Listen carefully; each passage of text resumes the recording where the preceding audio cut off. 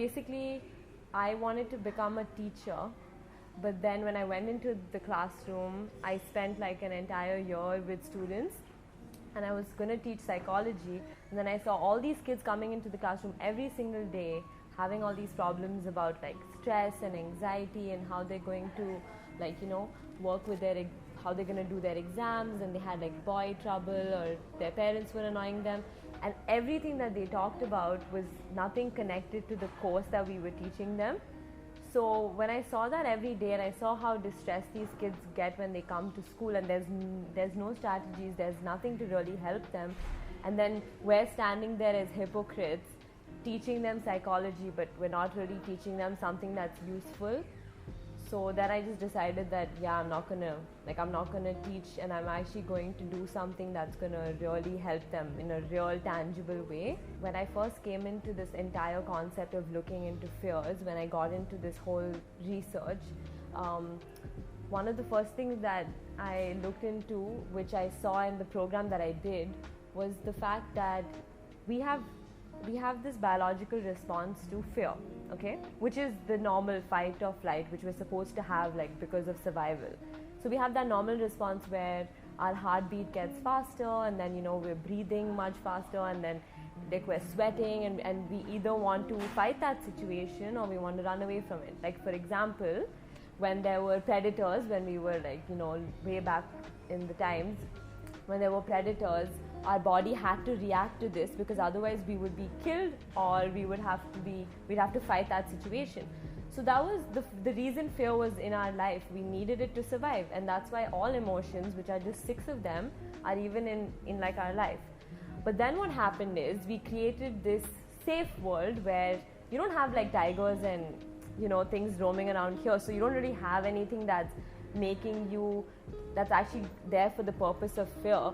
So you're just there, and your mind has now become lazy because there's nothing to really challenge it. There's no real fear. And so what happened is, because of that, our brain now started creating new stories.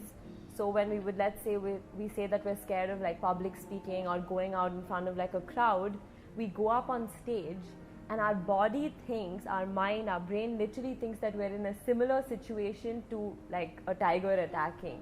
So we have the same response, like we have the same biological response. We get sweaty. People always say, why do I get so nervous before I go and speak on stage? It's because your body thinks that this is a threat. This is a threat to your survival.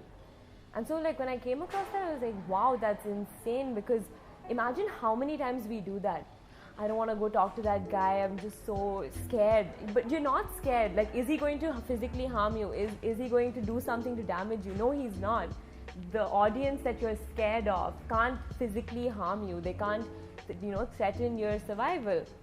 And so when I realized that that's what happens, it just changed so many things, that everybody actually lives in psychological fear, which is the fear that we've created in our mind, and not actual physical, real fear, which is supposed to be biological. So that was just so interesting, because it changed how you look at yourself and how you interact with the world. The real issue now with psychological fear is people always wonder, okay, so why should I deal with it? Because it's something that just happens naturally, right? How do I even deal with this? But the thing is, what happens today is, because we have so many of these things that scare us, we've started to create narratives in our head, or let's say stories in our head about these things. So this starts changing the way that we speak to ourselves. So for example, one time you had an experience with, let's say, speaking on a stage that went really badly, right? And then after that, you come back, and the first thing that happens in your head is, I can't do this. So now, every time someone says you need to speak on stage, the first thing you think is, I can't do this, and you keep telling yourself this again and again. So what's happening is, this one response that you've had is now making a story in your head, and so your language in your mind is getting changed. And that's the real problem, that all of this language that we're getting because of these psychological fears, that we keep telling ourselves, I can't post this picture, I can't send this reply, I can't do this work, my boss is not going to trust me. It's like all of these things that we start telling ourselves it's all coming from the fact that we have this psychological fear.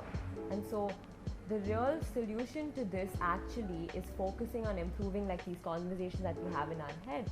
And that was such a like breaking point in my life, because I never thought like, oh wow, like this voice in my head is what I need to change, what I really need to work on. I always thought it was something I had to do externally, or I had to understand something really big about my life. But it was the fact that these conversations that I have in my head were destructive to anything that I did, So it's even changing a small word like can't that can make a difference in your behavior. Any action that happens in your life, it always comes, the base of it is always the thought that you have. And where does this thought come from?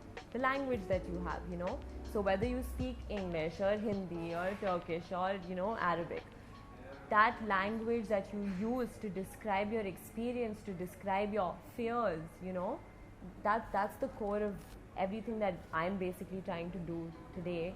And yeah, that it's actually worked. It really has worked in my life.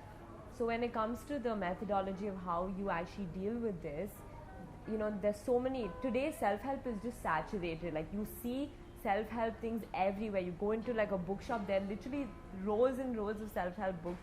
And what we tell people, at least from our perspective, is that we are going to give you the tools, or any book, any video that you watch, you're looking at it to get certain tools that you have to take the responsibility to put into action.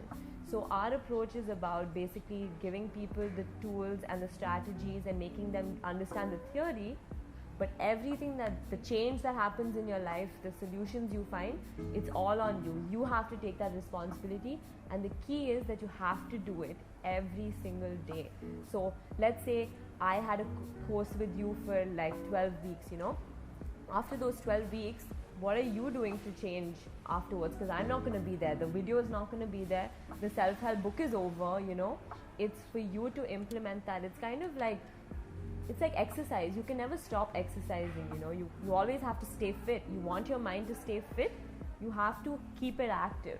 So it's the same thing. Like everyone asks us, what's mental well-being? What is it? It's keeping, just like you keep your body fit, you feed it the right nutrition. It's the same thing. You have to keep your mind fit by challenging it all the time, You could fix one part of it and then you don't fix the other part of it. So that's what we tell people, that we're going to give you the tools, but it's all on you to do it. But the best way would be choose something that really challenges you and makes you feel uncomfortable. Don't choose something that makes you comfortable. That's not going to help you. It has to be something that's uncomfortable. No one is going to save you. Like that's the reality. No one cares. Like your time on this planet, it's all about you. You have to be selfish and you have to put in the time and effort into yourself, because like time doesn't wait for anyone to get over their shit, Whether you exist today or you don't exist tomorrow, people are still going to move on with their lives. So what you do with your life is your responsibility. So that's literally my message.